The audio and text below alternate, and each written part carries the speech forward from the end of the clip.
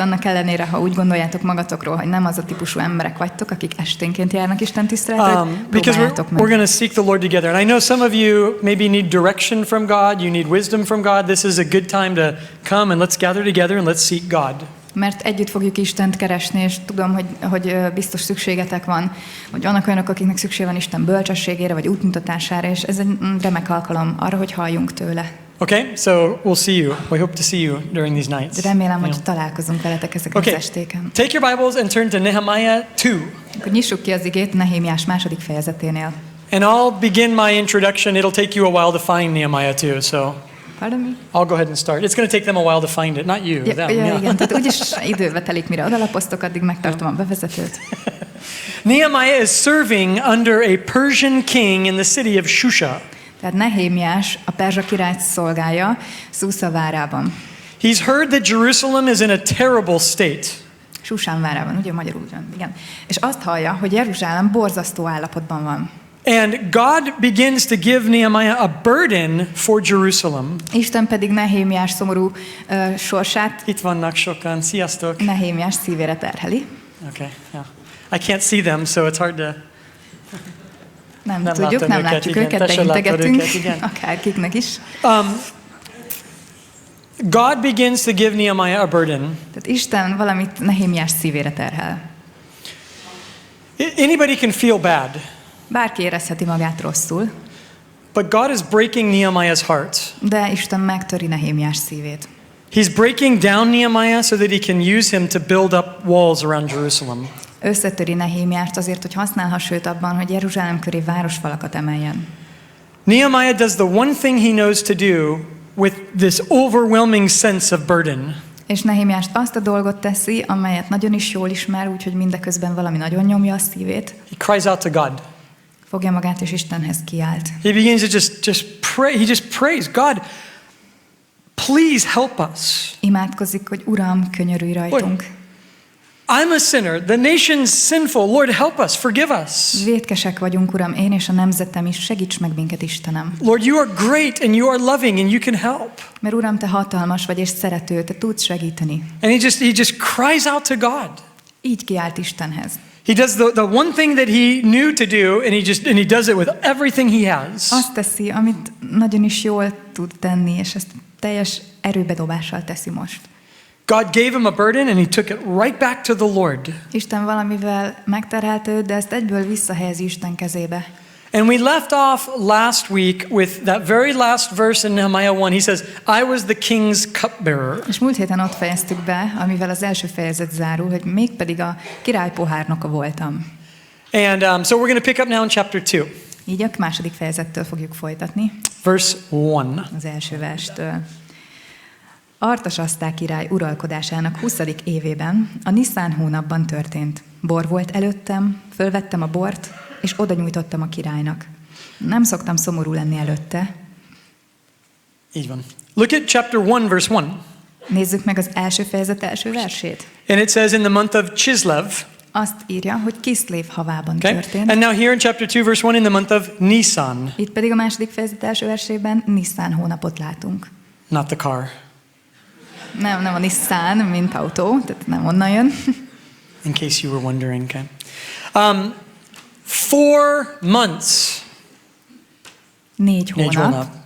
That's the time between Chislev and Nisan. Ennyi időbeli különbség van Kiszlév és Niszán hava között. Nehemiah has been praying, crying out to God, waiting on God for 4 months. Nehémiás most már 4 hónapon keresztül kiált Istenhez, várja őt.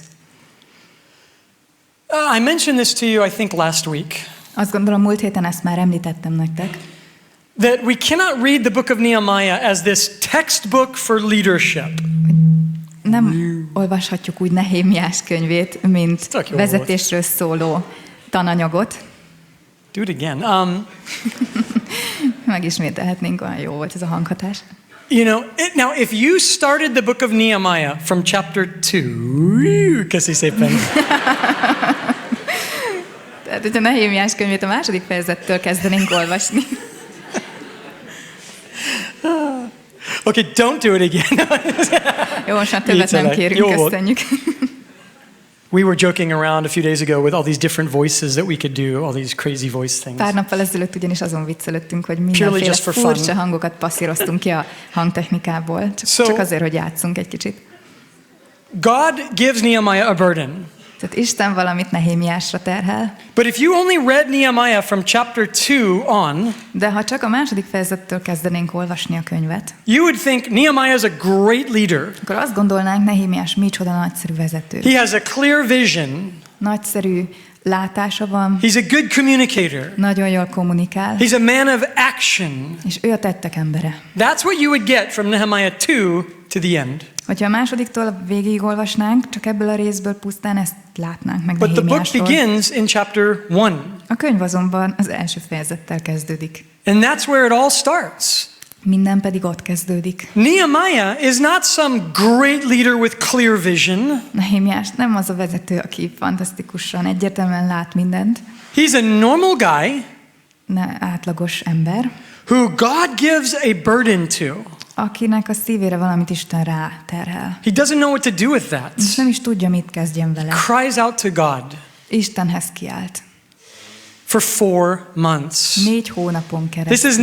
This is not a story of an incredible leader who knew what to do. He doesn't know what to do. Nem arról szól a történet tehát, hogy a nagyszerű vezető pontosan tudja, mit tegyen, mert fogalma se volt, mit tévő legyen. He's just a normal guy crying out to God because he doesn't know what to do. Teljesen átlagos ember, aki nem tudja, mit tegyen, ezért Istenhez kiált. So Nehemiah is the cupbearer to the king. Nehémiás tehát a király pohárnoka. I think 2 weeks ago I told you about that job. Azt hiszem 2 héttel ezelőtt jól kiragoztuk ezt a pozíciót. It's a pretty unskilled position. Nem kell hozzá túl sok szaktudás. Kávé erről szól. That's the job right there. Drink, hand it to the king. Iszol, And hope you majd don't átadod die. a királynak, és közben reménykedsz, hogy nem fogsz belehalni. That's it. He didn't need a major degree for that job. Erről szólt. Ehhez nem kellett diploma. And yet, for the king to trust Nehemiah, he obviously had some great personal skills. I mean, the king liked him. Azonban bizonyára nagyszerű személyiségjegyekkel bírt Nehémiás, mert a király kedvelte őt. I think it's easy for you and me to look at Nehemiah and say, wow, what a great position, what an integral position, what an important position. Könnyű nekünk úgy tekinteni Nehémiásra, hogy micsoda befolyásos, különleges, magasra emelt pozícióban volt. Try to put yourself in his situation. Próbáljatok belegondolni az ő helyzetébe. Okay, so you get the job. Megkapjátok az állást. Now, why did you get the job? Miért kaptátok meg?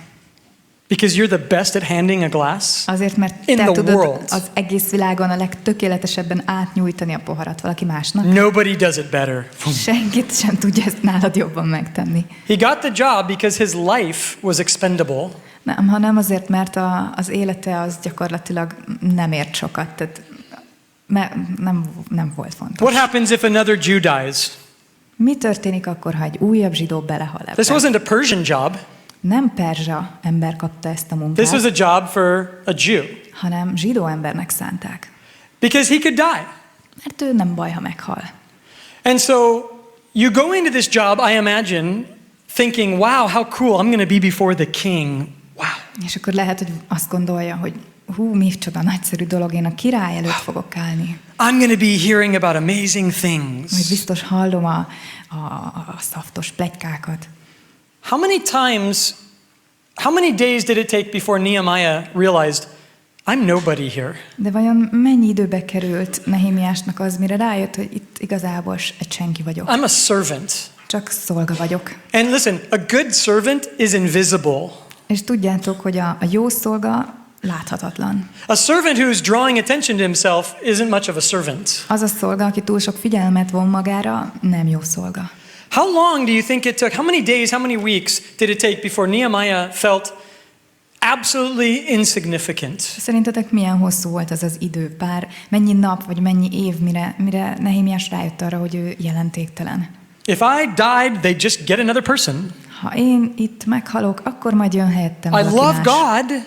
Szeretem I Istent, love His Word. és az ő igéjét is. What am I doing here? I'm handing a cup to a king. akkor mit keresek itt? Más se csinálok, mint poharakat adogatok a királynak. Now, how many of you could probably say the same thing, like, my job is, I'm invisible, I'm insignificant. De hányan tudjátok ti közületek is ezt elmondani, hogy az én munkámban is láthatatlan vagyok? It doesn't matter. Somebody else, anybody could do it. Nem számítok, mert bárkivel helyettesíthetnek. And how long did it take you and I to begin to feel as if we don't matter? És mennyi az az idő, ami alatt rájövünk, hogy igazából nem számítunk? And I think that the world needs more, churches, more ministers and all that. Hiszem, hogy a világban több gyülekezetre és szolgálóra van szükség. But I really believe that the world needs more Christian teachers and doctors and at-home moms and everything you can think of. De még inkább hiszem azt, hogy a világnak több tanítóra, több orvosra, vagy otthon lévő édesanyára van szüksége, és itt akármi másra is gondolhattok még. Nehemiah is not a professional minister. Nehémiás nem hivatásos szolgáló. He's the son of a guy nobody knows. Egy olyan ember fia, akit senki nem ismert. And he has a brother nobody knows. Olyan testvére van, aki szintén nem ismert. He has a secular job. Világi állása van. And that is exactly why God is going to use him in this situation. És pontosan ezáltal fogja őt Isten ebben a helyzetben használni. The point is this. Az a lényeg. Don't give up on seeing God in every part of your life. Ne hagyjunk fel azzal, hogy az életünk minden területén meglássuk Istent. We often refer to these kinds of people who compartmentalize their lives. We call them Sunday Christians. Gyakran hívjuk úgy ezeket a keresztényeket, akik rekeszekre osztják fel az életüket, hogy vasárnapi keresztények. Right? On Sunday they're a Christian. Vasárnap keresztények. There's something else on Monday. Hétfőn valami egészen mások. And there's someone else on Friday. Pénteken meg őrületesen They megváltoznak. compartmentalize their lives. Az egész életüket rekeszekbe teszik. They seek God on Sunday. Vasárnap Istent keresik. But they're not even considering God in the other parts of their lives. De az életük egyéb területein máskor meg eszükbe sem jut Isten. God is going to use Nehemiah because of the place that he was at. Isten azért fogja használni Nehémiást, mert azon a helyen van, ahol. So don't despise where God has placed you right now. Ne vessétek meg tehát azt a helyet, ahol Isten most helyezett titeket. Start looking for the hand of God in your life. Keressétek Isten kezét az életetekben. Nehemiah had handed that cup over 10,000 times. Nehémiás több tízezer alkalommal nyújtott át poharat. And then God gave him a burden. Aztán Isten valamit a szívére helyezett. And it had absolutely nothing to do with his job. És ennek semmi köze nem volt a munkájához. He loved God. Szerette Isten. And he wanted to be used by God. Szerette volna, ha Isten használja. And for the first time, Nehemiah sees his job not as in opposition to the work of God, but complementary to the work of God. És végre Nehémiás már nem úgy látja a munkáját, mint ami ellene megy, vagy akadályba ütközik Isten munkája során, hanem ami kiegészíti, vagy segíti Isten munkáját. Put your antennas up and look for God. Tegyétek ki a kis antennátokat, és keressétek Istent. What was in the hand of Nehemiah? Mi volt Nehémiás kezében? A cup. Egy pohár. What's in your hand? Mi van a te kezedben? What is God doing in your life right now? Isten mit végez az életedben most? Don't assume that he couldn't use that. Look for how he could use that. Ne feltételezzétek azt, hogy abban azt nem tudja használni. Inkább keressétek, hogyan tudná használni. Let's look at verse 2. Nézzük a második verset. We read what's in Nehemiah's hand. Now let's see what's on Nehemiah's face. Láttuk eddig, mi van Nehémiás kezében, most nézzük meg, mi van az arcán. Ezért így szólt hozzám a király. Miért szomorú az arcod? Hiszen nem vagy beteg. Nem lehet ez más, csak a szív szomorúsága. Ekkor én nagyon megijedtem. So Nehemiah has already told us in verse 1 that he had never been sad before the king before. Az előző versben már megtudtuk, hogy sosem volt szomorú a király előtt. So now we know why Nehemiah got the job, right? Tehát valószínűleg tudjuk azt is, hogy miért kapta meg az állást. Right? He's the happiest person on the planet. Mert ő a bolygónkon élő legboldogabb ember. He's never sad. Sosem szomorkodik. He's always happy. Of course. Mindig boldog. No. Now Nehemiah knew that he couldn't be sad before the king. Nem, csak Nehémiás tudta, hogy nem mutathatja ki a szomorúságát a király előtt. It was against protocol. Egyszerűen nem fér bele a protokollba. And the king knew something was wrong this time. Itt azonban a király észreveszi, hogy valami nem stimmel. He said, "Why are you sad? I know you're not sick." Miért szomorkodsz, hiszen tudom, hogy nem vagy beteg? Wow, this king is so perceptive, huh? Hű, mennyire jól Right? levágta ez a király a dolgokat. You know that he's not sick? Tudod, hogy nem beteg? How do you know that? Honnan tudod? I guarantee you that Nehemiah had to have a physical every day. Szerintem minden nap orvosi kivizsgáláson esett át. Yeah. Nehémiás. Well, I mean, listen, let's put it like this. Tessék, kérem. Hát igen, mert Achoo! Of course they made sure that he was healthy. természetesen mindig biztosra mentek, és tudniuk kellett, hogy egészséges. You're not going to have a sick cupbearer. That defeats the whole purpose. Teljesen tönkretesz mindent, hogyha a pohárnok beteg. Okay? So he was healthy, but something else was wrong. Egészséges volt tehát. Valami más azonban nem volt a helyén. Being sad before the king was not allowed. Nem volt számára megengedett, hogy szomorúságot lásson a király az You arcán. weren't to burden the king with your problems. Nem lehetett, hogy a saját problémáival terhelje le a királyt. And I think we can understand to a certain degree there's a level of kind of just professionalism. És bizonyos mértékig ezt meg tudjuk érteni, ugye ismerjük, milyen az a szakmaiság. But in Nehemiah's case, the king had the power of life and death. Nehémiás esetében azonban a király kezében volt az élet és a halál. In Nehemiah's hand was a cup.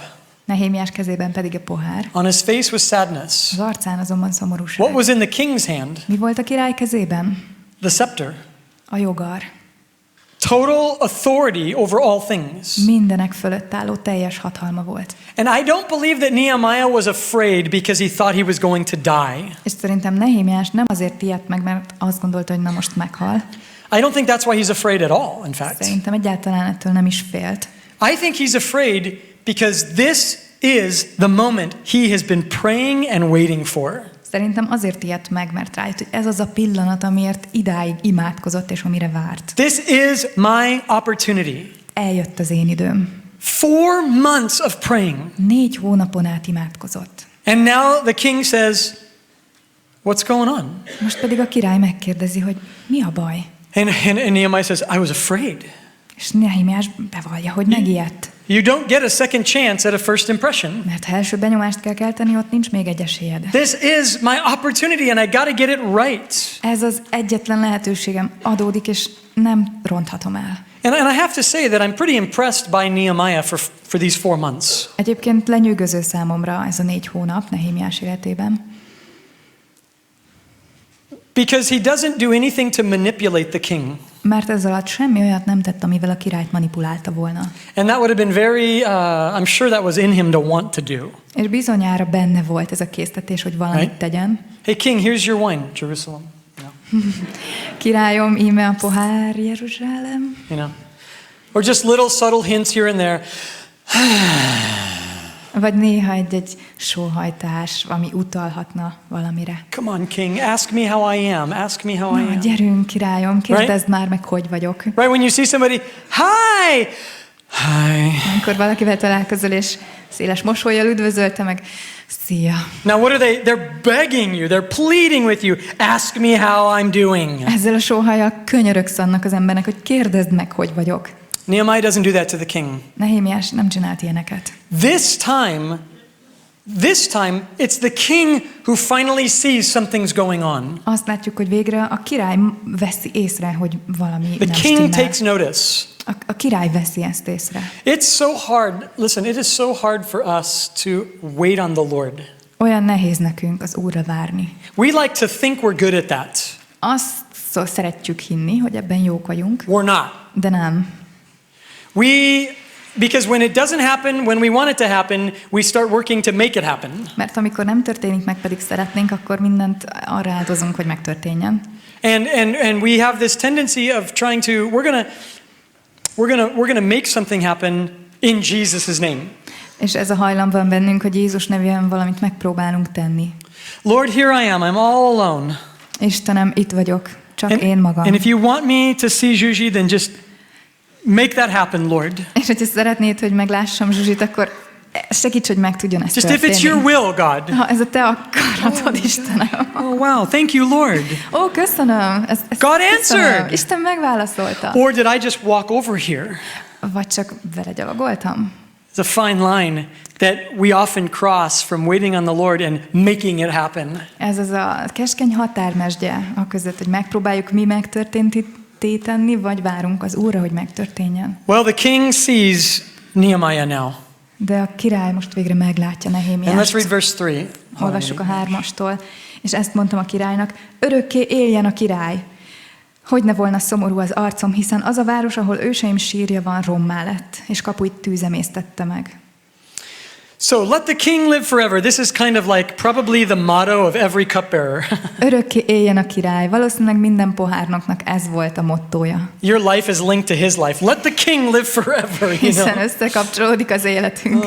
Éljen csak örökké a király. May there always be wine without poison. Here you go, you Mindig know. is csak méreg nélküli bort kapjon. He's just being polite. Let the king live forever. Ez udvariassági formula is. Örökké éljen a király. And then he gets right to the issue. És aztán egyből a lényegre tér. Why shouldn't I be sad? Miért ne lennék szomorú? There's a city in ruins. Hiszen romokban áll a város. And he says that it's the city of his fathers. Elmondja, hogy ez az ő atyáinak városa. And when Nehemiah says this, he's also saying that this is one of Artaxerxes' cities. És ezzel, hogy ezt mondja Nehémiás, azt is elmondja, hogy ez Artasasztának is az egyik városa. Because it's all under his control. Mert az egész vidék az ő uralma alatt állt. Why should the king care? Akkor miért kellene, hogy ezzel a király törődjön? Because one of his cities is in ruins. Mert az ő városai közül az egyik áll romokban. And I love just how clear and honest Nehemiah is here. Tetszik nekem, hogy Nehémiás mennyire őszinte és egyértelmű. He doesn't try to manipulate the king. Nem manipulálja a királyt. Oh, king, let me show you pictures of really sad things. Ó, királyom, hadd mutassak borzasztó képeket erről a szomorú helyzetről. Oh. He just says, here's the problem. Nem, elmondja neki, hogy ez a The probléma, city is in ruins. hogy romokban áll az egyik város. And I want to talk about how we can, I think there's a couple ways that we can try to be honest that are kind of deceitful, and we need to be careful. Szerintem lehetünk úgy is őszinték, hogy közben egy kicsit megtévesztőek vagyunk, és erre nagyon oda kell figyelnünk. Okay, here's number one. I call this one shopping for advice. Az egyiket úgy hívom, hogy Okay. véleményvadászat. I'm shopping for advice. I'm going to tell everybody my problem until somebody agrees with me. Egészen addig mondom mindenkinek a problémámat, amíg találok végre valakit, aki egyetért velem. Everything is bad. Oh, you should pray. Yeah, let me talk to somebody else. Everything is bad. You should go to the Lord. Yeah, let's find somebody else. I'm shopping for advice. Elmondom, hogy minden borzasztó, azt mondják neked, imádkozzunk, akkor inkább keresek valaki mást. Minden rossz, menjünk az Úr elé, akkor megyek tovább egy újabb véleményért, míg nem, egy olyat vadászok le magamnak, ami tetszik. Be careful of shopping for advice. Ezzel nagyon vigyázzatok. Secondly, be careful of gossip. Második pedig a pletykára vigyázzatok. When you're burdened down, it's easy to blame. Amikor valami leterhel téged, nagyon könnyű mást vádolni. Nehemiah could have said, hey, king, there's been people living in Jerusalem for over 100 years and they've done nothing. Mondhatta volna azt is Nehémiás, hogy nézd, királyom, ott vannak abban a városban már 100 éve az emberek, és semmit nem tudtak tenni. And you should want to do something about that. És ezzel valamit kezdened kell. He doesn't blame anybody here. Senkit nem vádol. There's a city in ruins. Az egyik város romokban áll. Verse 4. 4-es vers. Akkor a király ezt kérdezte tőlem, mit kívánsz tehát? Én pedig imádkoztam a menny Istenéhez. Verse 5. 5-ös vers. Majd ezt mondtam a királynak, ha jónak látja a király, és ha méltónak tartod rá szolgádat, akkor küldj el engem Júdába, abba a városba, ahol őseim sírja van, hogy felépítsem azt.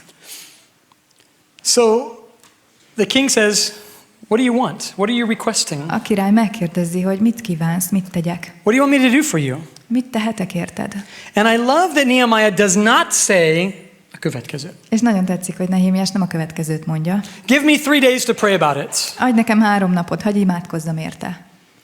Nehemiah was ready to answer.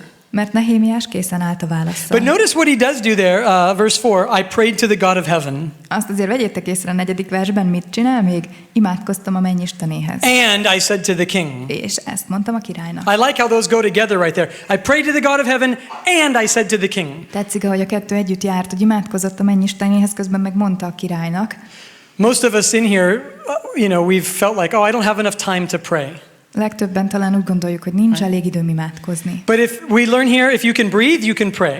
De ebből megláthatjuk, hogy ha levegőt is tudsz venni, akkor közben imádkozni is And tudsz. sometimes we think, well, God only answers long És prayers. néha azt gondoljuk, hogy Isten csak a hosszú imákat válaszolja meg. But here we're reminded that God likes little prayers too. De itt nagyszerűen látjuk, hogy Isten a kis rövid imákat is Saying a szereti. lot doesn't mean you said more. Hogyha sokat beszélsz, nem jelenti azt, hogy többet is mondtál. Sometimes we should say less. Néha kevesebbet kellene Some of you are mondanunk. saying, I wish you would say less. Okay. Néhányatok talán azt kívánjátok, hogy én mondjak kevesebbet. Think about when Jesus said there was that Pharisee who gave this huge prayer. Emlékeztek Jézus mit mondott arról a farizeusról, aki ékes szólal imádkozott? And then this other sinner who just said, look, forgive me, I'm a sinner. És jött mellé valaki más, aki csak leborult, és azt mondta, hogy vétkes vagyok, bocsáss meg. Jesus said, that's the prayer God hears. Jézus azt mondta, hogy na azt az imát hallgatja meg Isten. Nehemiah has no time.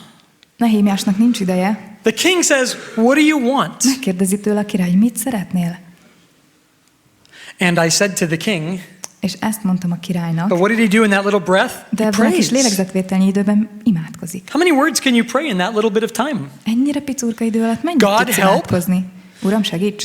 Or just God? Vagy csak annyit, hogy Istenem, You know it? pont, és akkor a többit úgy is tudod.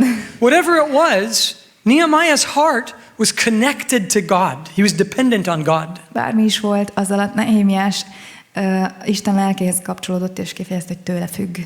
I love that Nehemiah doesn't say, give me 3 days to think about it. Tetszik, hogy nem ezt mondja Nehémiás, hogy adj nekem 3 napot, hogy eldöntsem. He has been praying for 4 months Mert már 4 hónapja ezért imádkozik. for God to open a door. Hogy Isten ajtót nyisson. And now the king looks at him and says, okay, Most pedig azt mondja a király, hogy rendben, you're sad because of a city. What's next? szomorkodsz egy város miatt, akkor mi legyen a következő lépés? Take your Bibles and turn to Mark chapter 10. Mark Nyissuk ki chapter 10. Márk 10. fejezeténél. Mark chapter Az 10. igét. Márk 10. fejezete. Beginning in verse 46. 46-os verstől. And let's read into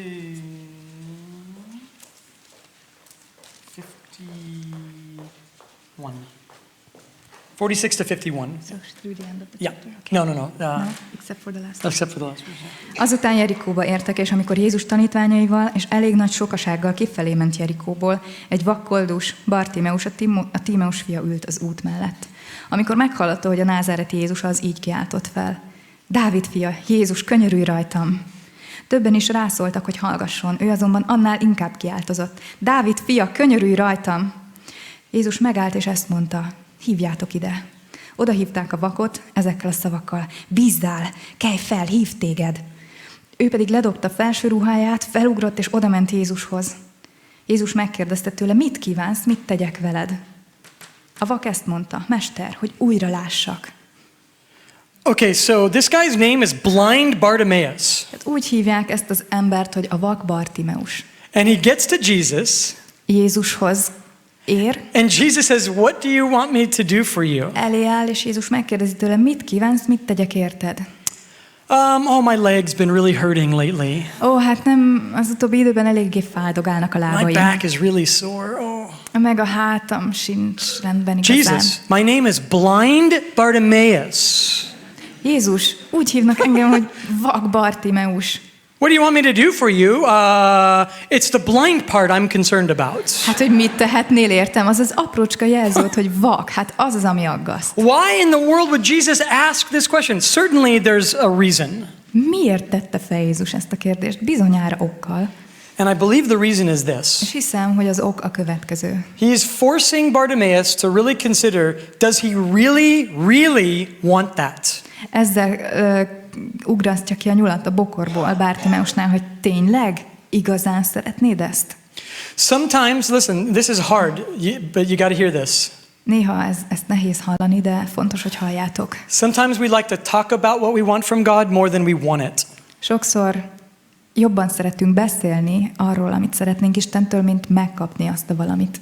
Lord, I want more faith. Uram, több hitet szeretnék. And then a week later we're in a trial. Egy héttel később meg ott állunk a próba közepén. Lord, don't you love me? Ó, Uram, nem szeretsz? Why do you hate me, Lord? Miért utálsz?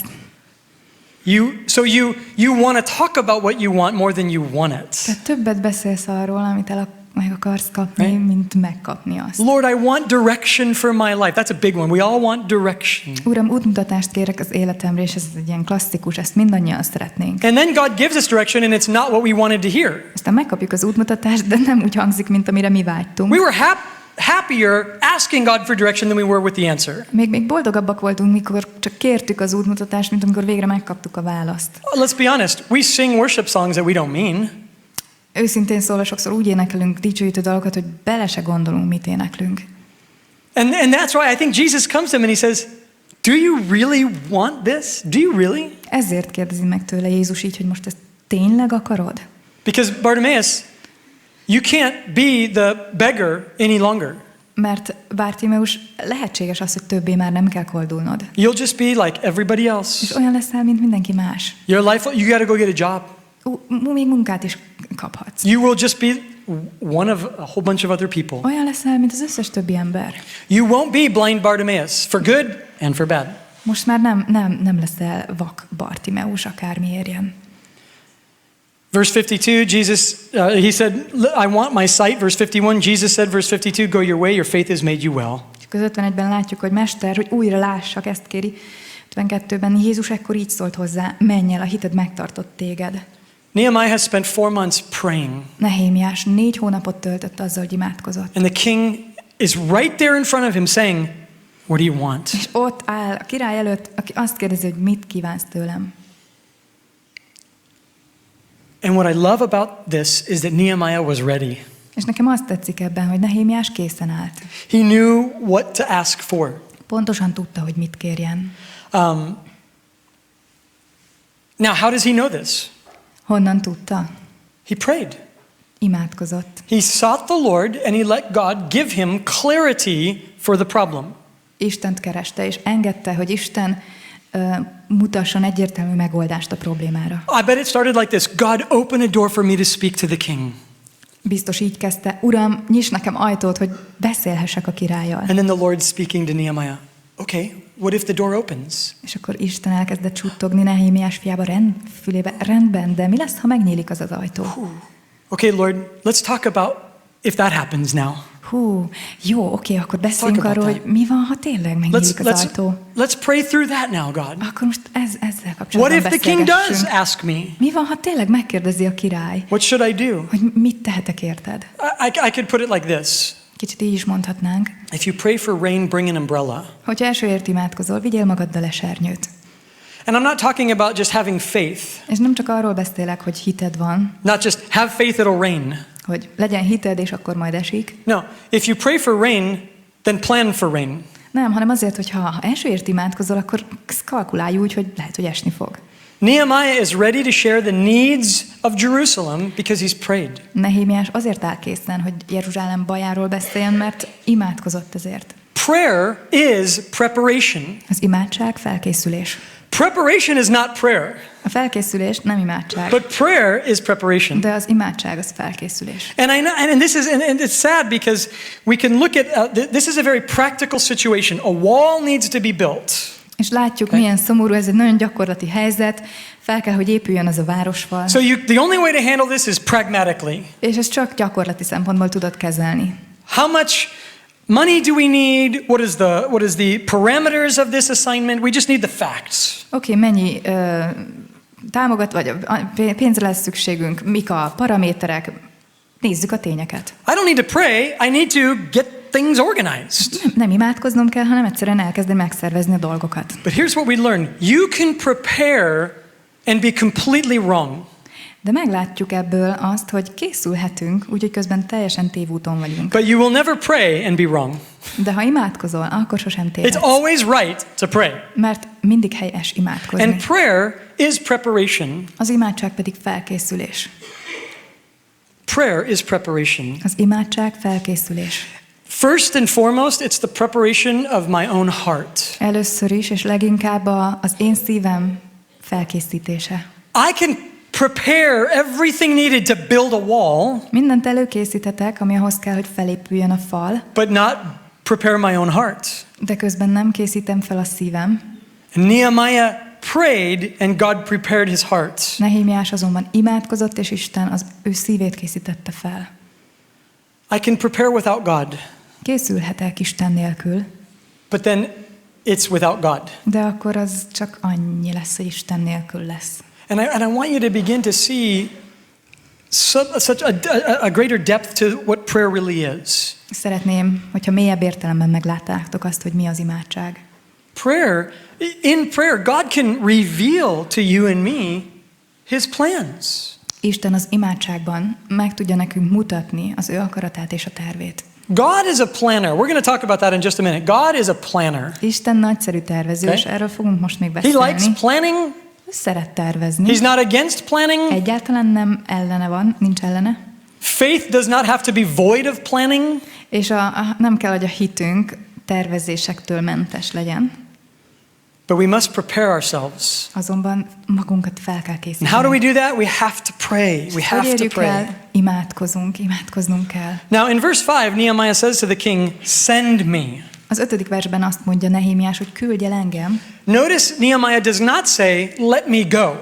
Nem azt mondja Nehémiás, hogy engedj el engem, But rather he says, "King, I want you to be a part of this. Send me out." hanem azt mondja, hogy királyom, szeretném, ha része lennél ennek. Te küldj engem. It was the Lord that revealed this to Nehemiah. Get the king involved in what I'm going to do. Az Úr mutatta ezt meg Nehémiásnak, hogy vonjuk be a királyt is. Ő legyen az, aki küld téged. Nehemiah is not trying to leave, he wants to be sent. Nehémiás nem kikerülni akar ebből a helyzetből, hanem azt akar, hogy elküldje őt a király. And notice this, he's not going on a fact-finding mission. Lord, King, send me on a fact-finding mission so I can figure out what the problems are. No, he's going on a renovation project. És vegyük észre, hogy ő nem tényfeltáró küldetésre megy, hogy rájöjjön, mik az igazi probléma, hanem azt szeretné, hogyha egyben a helyreállítás is elindulna. I'm going to build. Építeni fogok. I'm not just going to look and figure it out. We know God has shown us clearly it's time to build. Nem az van, hogy oda megyek megtudni, hogy mi a helyzet pontosan, mert azt Isten megmutatta, hanem megyek és építek. 6. vers, verse 6. A király így válaszolt, miközben a királyné mellette ült. Meddig tart az utazásod, és mikor térsz vissza? Mivel a király jónak látta, hogy elbocsásson engem, közöltem vele az időpontot. I love this. Nehemiah knew how long he would be gone. Tetszik nekem, Nehémiás azt is kitalálta már, hogy mennyi időre kell elmenni. He didn't say, whatever the Lord, just whatever God wills it to be. Nem azt mondta, hogy majd meglátjuk az Úr, mit készít. I don't know, we'll just one day at a time. De minden napnak megvan a maga baja. The king would be like, okay, no. És akkor a király azt mondja, hogy jó, hát így nem. You're not going. Hát így nem mész sehova. Give me a time. Mondd meg, hogy meddig akarsz Nehemiah elmenni. knew exactly how much time to give. Nehémiás pontosan tudta, hogy milyen időtartamot He was adjon meg. ready. Ő készen állt. Verses 7 and 8. 7-es, 8-as versek, majd ezt mondtam a királynak. Ha jónak látja a király, adasson nekem leveleket a folyamon túli helytartókhoz, hogy engedjenek átutazni, amíg meg nem érkezem Júdába. Adasson egy levelet Ászáfhoz, a királyi erdők őréhez is, hogy adjon nekem gerendának való fát a templomnál levő erődítésnek, meg a város falának a kapuihoz, és ahhoz a házhoz, ahová én megyek. A király megadta ezt nekem, Istenemnek hozzám való jó akarata folytán. So consider the things that Nehemiah knew. Nézzük csak meg, mi mindent tudott Nehémiás. He knew how long he would be gone. Tudta, milyen hosszú időre kell He knew that he elmennie. needed letters of safe passage. Azt is tudta, hogy a biztonságos átkeléshez levelekre van He knew what szüksége. materials he would need. Azt is tudta, hogy milyen építőanyagokra van He knew what szükség. work needed to be done. És hogy milyen munkát kell majd elvégezni. And he knew all of these things without ever having been in Jerusalem. Mindezeket úgy tudta, hogy soha be nem tette a lábát Jeruzsálembe. How is that possible? De ez hogy lehetséges? Because God had been to Jerusalem. Úgy, hogy Isten már járt Jeruzsálemben. God has been there. Isten már volt ott. He knew exactly what it was going to take. Pontosan tudta, hogy mire van szükség. And he spoke to Nehemiah. És ezt elmondta Nehémiásnak. Because God is not against planning. Mert Isten nincs ellene Nincs tervezés ellene. Listen to Psalm 33:11. Nézzük meg a 33. Zsoltár 11-es versét. The counsel of the Lord stands forever, the plans of his heart to all generations. De az Úr terve örökké megmarad, szívének szándéka nemzedékről nemzedékre. You know, God has always been operating off of a plan. Tudjátok, hogy Isten mindig terv alapján működött? We call it the plan of salvation. Úgy hívjuk, hogy az üdvösség terve. From the very beginning of the Bible, we see that God had a plan to save humanity. Az ige legelejétől látjuk azt, hogy Isten tervet készített arra, hogy hogyan menti meg az emberiséget. The Bible is not the story of God trying to figure out what works and what doesn't work. A Biblia nem arról szól, hogy Isten próbálja kitalálni, mi az, ami majd működik, mi az, ami nem. It's a very clear history of God's plan to save mankind. Hanem egyértelműen dokumentálja azt a tervet a történelem során, amit látunk, hogy Isten megmenti az embert. Sometimes we don't have a plan, Néha nincs tervünk. and God works and God blesses. Isten pedig működik és megáld. But let's not mistake faith from proper planning. De ne keverjük össze a hitet a megfelelő tervezéssel. See, you can plan, but if you do it apart from God, it'll fail. Tervezhetsz, ha Isten nélkül teszed azonban, akkor beletörik a bicskád. God is into preparing and planning for what he's going to do. Isten mindig megtervezi és kitalálja azt, hogy mi az, amit tenni fog. Man makes his plans and God directs his steps. Ugye az ember tervez, az Isten pedig irányítja a lépteit. Proverbs 21:5 says this. A 21. példabeszéd 5-ös verse ezt The mondja. plans of the diligent lead surely to plenty, but those of everyone who is hasty to poverty. A szorgalmasnak a tervei csak hasznot hoznak, de mindenki, aki elsieti a dolgát, csak ínségbe jut. God has always had a plan, Istennek mindig is volt terve, and we get to be a part of the plan. és lehetünk része ennek a tervnek. And God's plan was to offer his son. We know that. Terve az volt, tudjuk, hogy felajánlotta a fiát. It was the plan from the beginning of history. Ez volt a történelem legelejétől kezdve a terv. In fact, the Bible tells us that before God made anything, this was the plan. Sőt, azt is megtudjuk az igéből, hogy még mielőtt Isten bármit is tett volna, már ez a terv létezett. God's always been working off of a plan. Mert Isten mindig terv alapján működött. And now he's sharing his plan with Nehemiah. Most pedig elmondja Nehémiásnak is a And tervet. Nehemiah is ready to step into what God is going to accomplish. Nehémiás pedig készen áll arra, hogy neki induljon és belelépjen ebben az The last előre verse there eltervezett said, "The tervbe. king granted me what I asked, for the good hand of God was upon me." Azt látjuk az utolsó versben, hogy A 8-as versben. 8-asban, hogy a király megadta nekem ezt, Istenemnek hozzám való jó akarata folytán. He saw the king provide, but he ultimately saw the good hand of God. Látta azt, hogy a király megadja neki, de benne látta Isten kezének a munkáját. I have no doubt that Nehemiah felt insignificant. Semmi kétségem afelől, hogy Nehémiás jelentéktelennek érezte magát, He was an expendable part of the king's palace. hiszen ő simán lehetett volna járulékos veszteség a király palotájában. Just another person trying to survive. Egy újabb ember, aki a túlélésért próbálkozik. Until one day God gave him a burden. Egészen addig a napig, amíg Isten valamit a szívére nem And helyezett. it totally broke Nehemiah. És azzal teljesen össze nem tört. And he began to pray. És elkezdett imádkozni. He had no giftings for wall building, Nem volt szakértelme ahhoz, hogy falakat emeljen, but he loved God. de szerette Isten. And he let God open his mind and use his mind. És megengedte azt, hogy Isten formálja az értelmét, és használja azt. What's it going to take to go to Jerusalem? Mi kell ahhoz, hogy az ember eljusson Jeruzsálembe? And when I'm there, what do I need? És amikor majd odaérek, mire lesz szükségem? How long will I be gone for? Mennyi idő kell majd mindehez? And all of this comes together over these 4 months, and Nehemiah is ready to speak to the king. És a 4 hónap alatt a terv minden részlete összeáll, Nehémiás pedig kész arra, hogy elmondja a királynak. And because of that, the king says, go. És ezért a király azt mondja, mehetsz. And the good hand of God was with Nehemiah. És Isten jó akarata Nehémiással volt. What's in your hand? A te kezedben mi van? I don't mean right this moment. Nem úgy értem, hogy What do you have? most per pillanat, hanem Who are you? What do you do? What has God given you right now?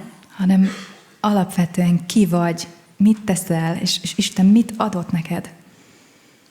And instead of seeing that as in competition with your relationship with God, maybe it's time to see that as complementary to your relationship with God. És ahelyett, hogy ezt az Istennel való kapcsolatban versengésként élnéd meg, lásd úgy, mint ami kiegészíti az Istennel való kapcsolatodat. I want you to consider what's in your hands today. És szeretném, ha átgondolnád azt, hogy mi van a te kezedben. And then I want you to consider what's in the king's hands. Utána pedig azt is gondolnád, hogy a király kezében mi van. Salvation Az üdvösség, and all power and all authority. és minden hatalom, minden tekintély. And he knows what he's doing. Ő tudja, mit csinál. And prayer connects us into God's will. Az imádság pedig összekapcsol minket Isten akaratával. So that God can send you and me out exactly where he has us right now. Úgyhogy Isten küldött ki minket oda, ahol most vagyunk éppen. I don't think Nehemiah ever expected to be a governor and a wall builder. Szerintem Nehémiás sosem számított arra, hogy valaha kormányzó legyen, vagy falépítő mester. But when he let God break his heart, De amikor engedte Istennek, hogy összetörje a szívét, anything is possible. akkor minden lehetségessé vált. Don't you want to believe that? Akarjátok ezt ti is hinni? Don't you want to believe that with God anything is possible? Nem akarjátok ti is azt hinni, hogy Istennel minden lehetséges? Aren't you tired of that defeated feeling of this is it? What it is all it will ever be? Nem fáradtatok még bele abba a veresség érzetbe, hogy ennyi, erről szól csupán minden? I want to truly believe that with Christ all things are possible. Én valóságosan hinni szeretném azt, hogy Krisztussal minden lehetséges. And that he can use you És hogy használni tud titeket. in ways that are just far beyond anything you could ever imagine. Olyan dolgokban, amik messze-messze túlmutatnak az elképzeléseiden. So see what's in your hand, Nézd meg tehát, mi van a kezedben, but also see what's in the hand of the king. de azt is nézd meg, mi van a király kezében. Let's pray. Imádkozzunk.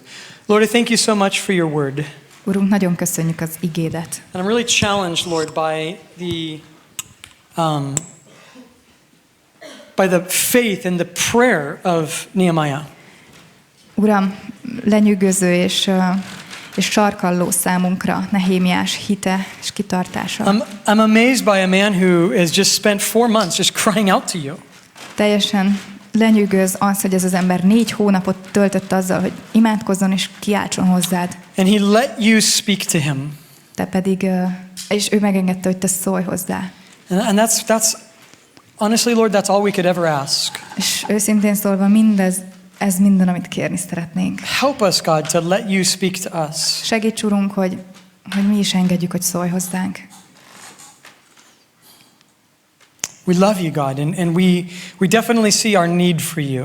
Szeretünk téged, Istenünk, és nagyon látjuk, hogy mennyire szükségünk van rád. We worship you, Lord. Imádunk In Jesus' téged, name. Jézus nevében. Amen. Amen. Let's close in a song of worship. Még egy dallal zárjuk be dicsőítésképp.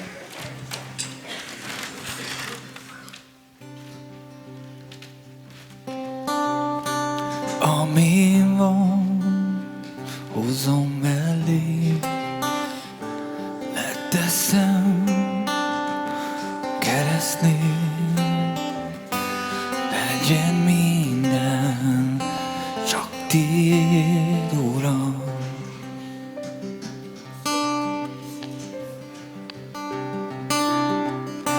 Minden lépés, minden szó legyen tiszta, mint a hó.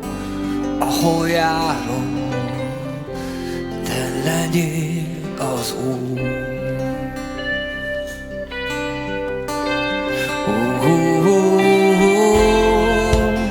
Szól a szív, te rád vár.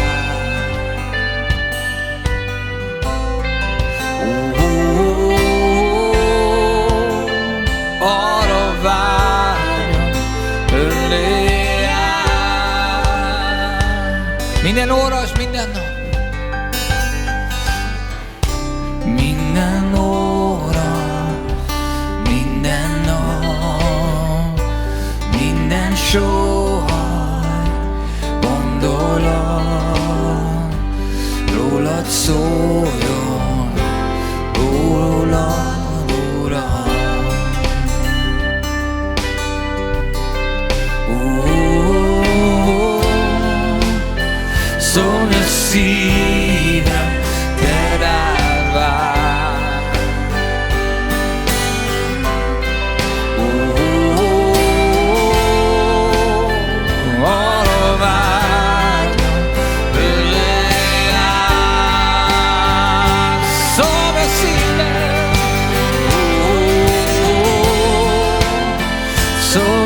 szívem, te rád vár.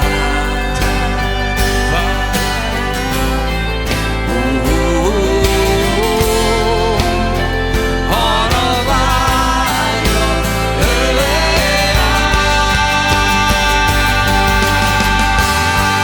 az egész életem, átadom, hadd legyen tiéd. Velem bármit terveztél, legyen meg örökké.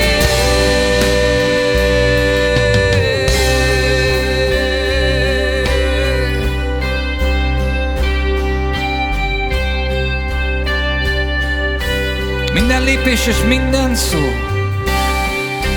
minden lépés, minden szó, legyen tiszta, mint a hó. Ahol járok, te legyél az út.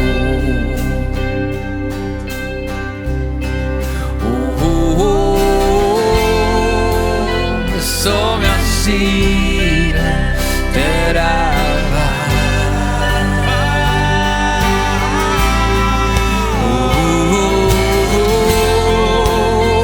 Arra várok, ölej át. Szólj a szívem, szólj a szívem, te rád vár.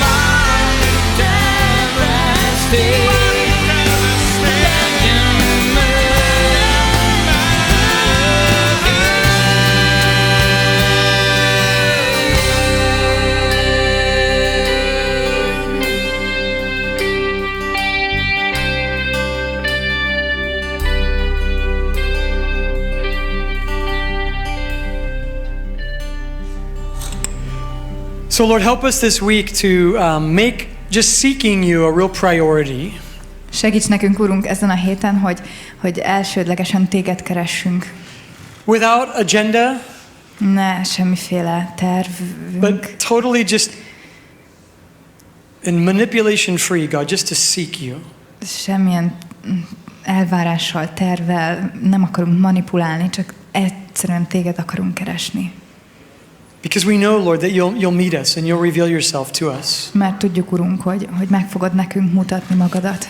Bless your people, Lord, I pray. Áld meg a népedet, ezért imádkozom. Fill us with your Holy Spirit, És God. töltsd be minket a szent lelkeddel. In Jesus' name, Jézus nevében. amen. Amen. God bless you this week. Isten áldjon benneteket a héten.